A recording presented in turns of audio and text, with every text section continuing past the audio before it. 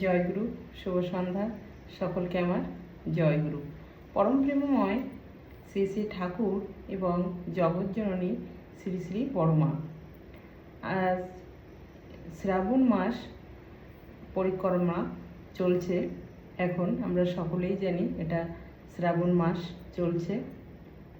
আর শ্রাবণ মাসে আমাদের জগৎজননী শ্রী শ্রী বড়মায়ের জন্ম দিবস ছিল 14ই শ্রাবণ। তো আজ আমি বড়মার 125তম জন্মতিথিতে শ্রদ্ধার্ঘ্য, পূর্ণ জন্মতিথির শ্রদ্ধার্ঘ্য পাঠ করছি। শ্রাবণের ধারায় যিনি এলেন এই ভূমণ্ডলে, যার আলোয় আলোকিত চতুর্দিক, মায়ের কোলে অনুরাগ সৌরভ ছড়ায়, বাবা মায়ের প্রীতি আশিসে বেড়ে ওঠে ধীরে ধীরে।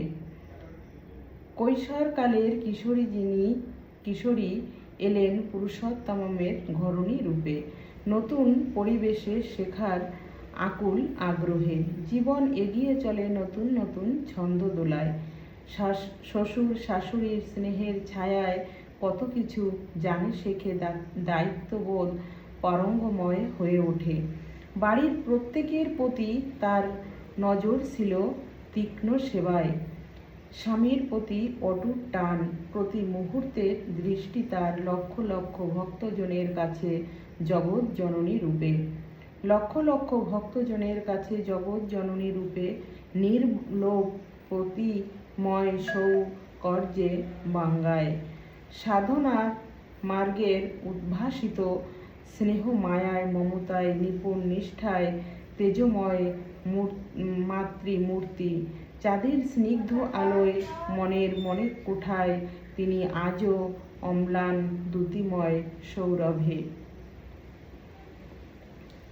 তো জয়গুরু, জয় শ্রী বড়মার জয় পাঠ করলাম। আজ বড়মার পূর্ণ 125তম জন্মতিথির শ্রদ্ধা অর্ঘ্য।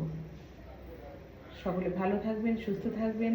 আর এটি শ্রাবণ মাস, শ্রাবণ পরিক্রমা, আমাদের মায়ের জন্ম মাস, তাই আমরা পুরো শ্রাবণ মাসটাকেই মায়ের গান, মায়ের আলোচনা, মায়ের কথা, মায়ের সমস্ত কিছুকে নিয়ে আমরা এই পুরো মাসটাই আমরা এগিয়ে চলব।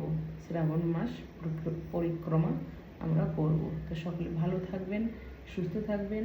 যারা আমাদের সৎসঙ্গী মায়েরা আছেন, দাদারা আছেন, তো সকলেই জানেন। আর সেইভাবে আমরা সকলেই মায়ের এই জন্ম মাসটাকে নিয়ে খুব সুন্দরভাবে কাটানোর চেষ্টা করব। সকলে ভালো থাকবেন, সুস্থ থাকবেন। জয় গুরু সকলকে।